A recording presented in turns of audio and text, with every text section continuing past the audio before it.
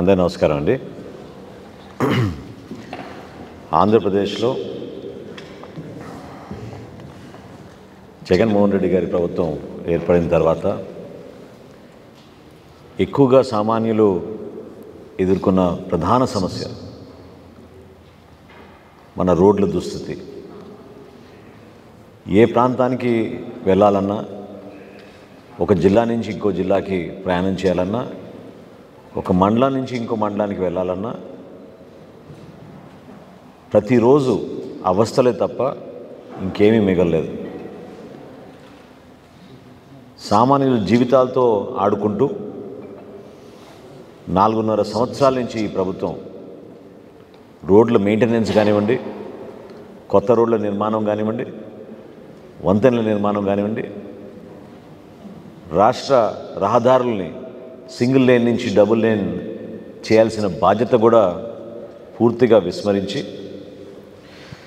చివరికి ఆయన గురించే కాదు, మన రాష్ట్ర పరువు కూడా తీసేటట్టు ఇతర రాష్ట్రాల ముఖ్యమంత్రులు మన రోడ్లు అక్కడున్న రోడ్లతో పోల్చుకునే విధంగా ప్రజలు మనని భారతదేశంలో చూసి నవ్వుకునే విధంగా ఒక అద్భుతమైన పరిపాలన అందిస్తున్నాం అని చెప్పే ఈ ముఖ్యమంత్రి రోడ్ల విషయంలో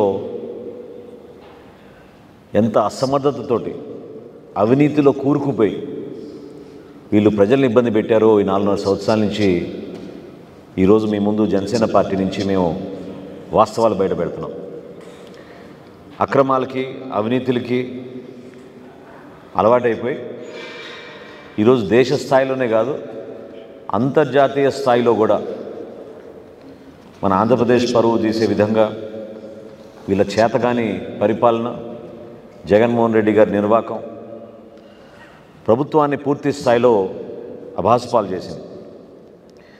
ప్రాజెక్టులు అద్భుతంగా కట్టేస్తున్నాం అని శంకుస్థాపన చేసి హెలికాప్టర్లు వేసుకెళ్ళి ప్రజాధనం వృధా చేసి భారీగా మీటింగ్లు ఏర్పాటు చేసిన ఈ ముఖ్యమంత్రి చివరికి ఈరోజు Asian infrastructure investment bank AIIB తర్వాత న్యూ డెవలప్మెంట్ బ్యాంక్.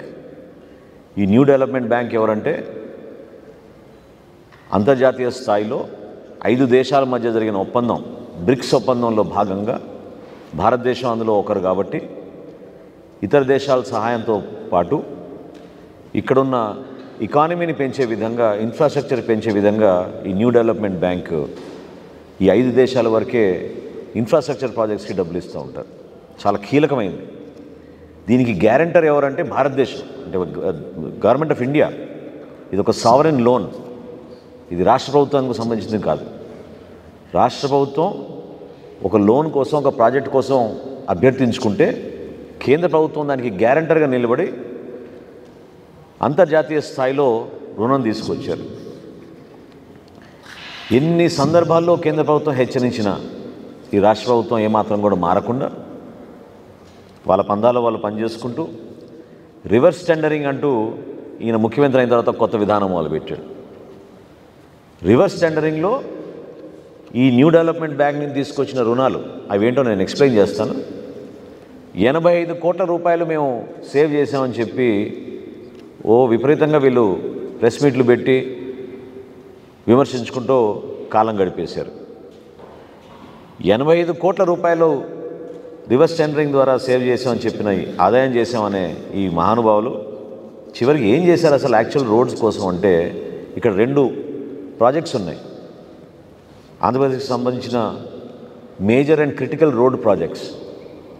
అందులో మొదటిది AP roads and bridges reconstruction project. అంటే సుమారు 1231 కిలోమీటర్లు మన రాష్ట్ర రహదారులు సింగిల్ లేన్ నుంచి డబుల్ లేన్ చేయడానికి. అదేవిధంగా రెండోది AP mandal connectivity and rural connectivity. అంటే కేవలం గ్రామీణ ప్రాంతాల్లో ఒక మండలం నుంచి ఒక మండలానికి వెళ్ళడానికి, అక్కడ గ్రామీణ ప్రాంతాల్లో వేయాల్సిన రోడ్ల గురించి 1297 కిలోమీటర్లు రోడ్లు వేయడానికి వీళ్ళు ప్రాజెక్ట్ ప్రపోజల్స్ తయారు చేశారు. ఇంకా ఆశ్చర్యం ఏంటంటే ఇందులో 18 బ్రిడ్జెస్ కూడా మేము నిర్మాణం చేస్తామని ప్రాజెక్ట్ రిపోర్ట్ తయారు చేశారు. టోటల్ ప్రాజెక్ట్ కాస్ట్ 6,400 కోట్ల రూపాయలు. 6,400 కోట్ల రూపాయలు. ఇందులో ఈ బ్యాంక్ లోన్ ఇచ్చింది 4,771 కోట్ల రూపాయలు, 56 లక్షలు, 4,771.56 crores. అది కేంద్ర ప్రభుత్వం గ్యారంటర్గా ఒక సావరెన్ లోన్గా తీసుకుంటే గవర్నమెంట్ ఆఫ్ ఇండియా ఈ రాష్ట్ర ప్రభుత్వానికి వచ్చింది. బ్యాలెన్స్ 1,668 కోట్ల రూపాయలు రాష్ట్ర ప్రభుత్వం మన కంపోనెంట్గా దాంట్లో పెట్టాలి. కానీ జనవరి 21 సంవత్సరంలో జరిగిన ఈ ఒప్పందం, 2021 జనవరిలో జరిగిన ఈ ఒప్పందం 5 సంవత్సరాల్లో పూర్తి చేస్తామన్న ఈ పెద్ద మనుషులు ఈ రోజుకి రూపాయి ఇవ్వలేదు వాళ్ళు రాష్ట్ర ప్రభుత్వం నుంచి. బ్యాంకు కూడా మొదటి ఇన్స్టాల్మెంట్గా 245 కోట్ల రూపాయలు రిలీజ్ చేశారు. కేంద్ర ప్రభుత్వం నుంచి department of economic affairs, government of India చాలా స్పష్టంగా వార్నింగ్ ఇచ్చింది రాష్ట్ర ప్రభుత్వానికి. మీరు చేసే తప్పు అంతర్జాతీయ స్థాయిలో చెడ్డ పేరు వస్తుంది, మీకే కాదు భారతదేశానికి కూడా చెడ్డ పేరు వస్తుంది అని ఎన్నోసార్లు వాళ్ళు రిపీటెడ్గా రిమైండర్స్ పంపించి వార్నింగ్స్ ఇచ్చినా వీళ్ళలో మాత్రం కదలిక లేదు. చివరికి వీళ్ళు ఏం చేశారా అంటే మొత్తం ప్రాజెక్టులో వీళ్ళు చేయగలిగింది 4.89%, అంటే 4% వరకు రోడ్లు చేసాం అని వీళ్ళు రిపోర్ట్ ఇస్తే ఆ బ్యాంక్కి ఇంకా ఊహించని విధంగా వాళ్ళు ప్రాజెక్ట్ని టర్మినేట్ చేసేసి విత్డ్రా అయిపోయారు. ఎంత దారుణం చూడండి. ఈ 4 సంవత్సరాలు వాళ్ళు చేసింది ఎంత అంటే 4%, 4.89% చేశారు వీళ్ళు, అంటే సుమారు 5%. ఇంకా బ్యాంక్ ఏం చేయగలుగుతుంది? రాష్ట్ర ప్రభుత్వం వాళ్ళ వాటా ఇవ్వాల్సిన రూపాయి కూడా ఇవ్వకుండా బ్యాంక్ నుంచి వచ్చిన రుణాలతోటి ఈ విధంగా ఒక లెక్క చెప్తే వాళ్ళ ప్రాజెక్ట్ని మొత్తం డ్రాప్ చేసేసారు. అంటే గ్రామీణ ప్రాంతాల్లో రావాల్సిన రోడ్లు, మనకి రావాల్సిన వంతెనలు, 18 వంతెనలు నిర్మాణం చేస్తా అన్న ఈ మహానుభావుడు కేవలం ఒకే ఒక వంతెన పూర్తి చేశాడు. అది చాలా ఆశ్చర్యకరమైన విషయం. అదేవిధంగా రెండో బ్యాంక్, ఇది చాలా పెద్ద బ్యాంక్, ఇది ఏషియన్ ఇన్ఫ్రాస్ట్రక్చర్ ఇన్వెస్ట్మెంట్ బ్యాంక్. వీళ్ళు కూడా ఇన్వెస్ట్మెంట్ ప్రాజెక్ట్స్ ఇన్ఫ్రాస్ట్రక్చర్ కోసం చేస్తూ ఉంటారు. వాళ్ళ దగ్గర నుంచి తీసుకున్న లోను మొత్తం ప్రాజెక్టు 4,395 కోట్ల రూపాయలు, 60 లక్షల రూపాయలు. బ్యాంక్ ఇచ్చింది 3,003 కోట్ల రూపాయలు, రాష్ట్ర ప్రభుత్వం ఇవ్వాల్సింది 1,392 కోట్ల రూపాయలు. ఇది నవంబర్ 18, అంటే గత ప్రభుత్వంలో చివరి రోజుల్లో జరిగిన ఒప్పందం. ఇది అక్టోబర్ 2023 వరకు కంప్లీట్ అవ్వాలి ఈ ప్రాజెక్ట్. కానీ ఇప్పటి వరకు బ్యాంక్ ఇచ్చిన 825 కోట్ల రూపాయలకి రాష్ట్ర ప్రభుత్వం ఇచ్చింది కేవలం 200 కోట్ల రూపాయలు. ఈ ప్రాజెక్టులో 6,000 కిలోమీటర్లు పూర్తి చేస్తామని చెప్పారు. 6,000 కిలోమీటర్లు పూర్తి చేస్తామని చెప్పారు. వీళ్ళు చూపించే లెక్క 2,182 కిలోమీటర్లు. ఇది గత సంవత్సరం మేలోనే ఈ బ్యాంక్ ఒక నిర్ణయం తీసుకుని 3 సందర్భాల్లో రెడ్ ఫ్లాగ్ అంటారు, అంటే వార్నింగ్, జాగ్రత్త అనేది.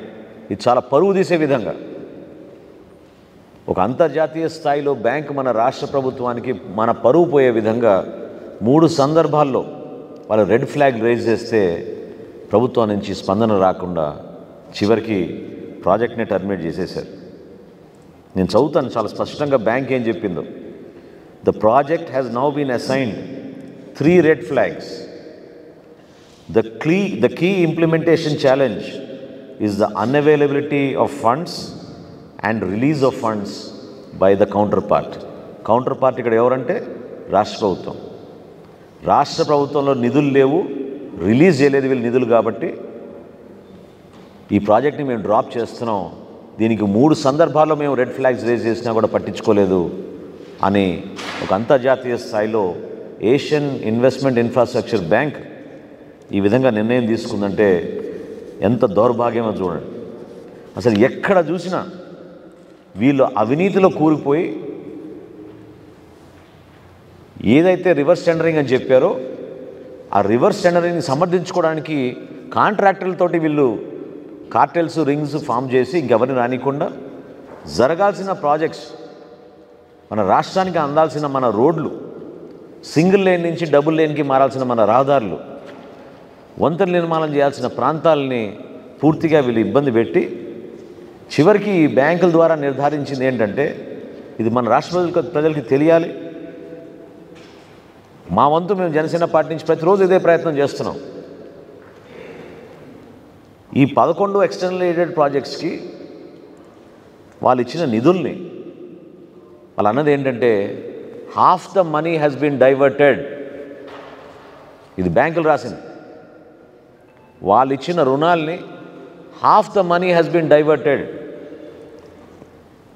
అందులో భాగంగా కేవలం రోడ్స్ కోసం ఇచ్చిన 1070 కోట్ల రూపాయల రుణాలు, 300 కోట్లు మిస్అప్రాపరేషన్ జరిగిందని చెప్పారు.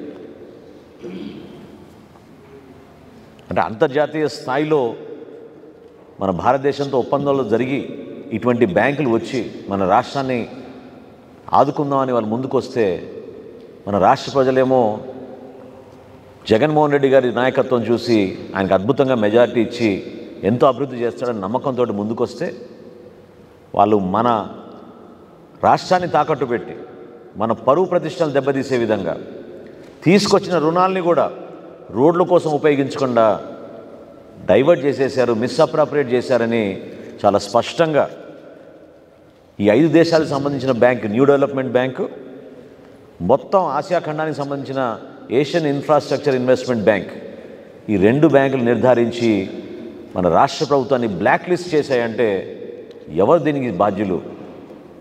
ఈ ప్రభుత్వం కాదా? వీళ్ళ చేతకాని ప్రభుత్వం కాదా? పరిపాలన చేతగాక ప్రజల్ని ప్రతిరోజు ఇంటి నుంచి బయటికి వెళ్ళాలంటే ప్రాణాలు గుప్పెట్లో పెట్టుకుని ఆ గుంటలు, అసలు ఎక్కడ ప్రయాణం చేయాలన్నా ఎంత గంటల సేపు ఎక్కువ సమయం పడుతుందో మన రాష్ట్ర ప్రజలకి తెలుసు. ఇది కేవలం అవినీతి, అక్రమాలు వీటికి అలవాటైపోయి ఏది ప్రయారిటీ ఇవ్వాలో తెలియక అంతర్జాతీయ స్థాయిలో మనని ఆదుకోదామని చెప్పి వాళ్ళు ముఖ్యంగా మన ఆంధ్రప్రదేశ్కి వాళ్ళు ఈ విధంగా రుణాలు ఇస్తే, దానికి కేంద్ర ప్రభుత్వం గ్యారంటర్గా నిలిస్తే, ఎన్ని సందర్భాల్లో వాళ్ళు మీరు చేస్తుంది తప్పు, ఇది రెడ్ ఫ్లాగ్, నిధులు రిలీజ్ చేయండి అని చెప్తే ఉన్న నిధులు కూడా వీళ్ళు డైవర్ట్ చేసేసుకుని ఇతర కార్యక్రమాలకి వీళ్ళు మిస్అప్రాపరేషన్ చేశారు అని స్పష్టంగా ఈ 2 బ్యాంకులు, new development bank, Asian infrastructure investment bank నిర్ధారించారంటే ఇంక మన రాష్ట్ర ప్రజలు దయచేసి అర్థం చేసుకోవాలి. ఈ రోజుకి కూడా కనీసం రోడ్ల మెయింటెనెన్స్ ఎక్కడ లేదు. 2000 కోట్ల రూపాయలతో టెండర్లు పిలిచామని చెప్పి 3 సంవత్సరాల క్రితం ఈ ముఖ్యమంత్రి ప్రకటించారు. ప్రతి పండక్కి రోడ్లు అయిపోతాయని చెప్తాడు. ప్రతి మాన్సూన్ సీజన్ కల్లా ముందే రోడ్లు పూర్తి అవుతాయని చెప్తారు.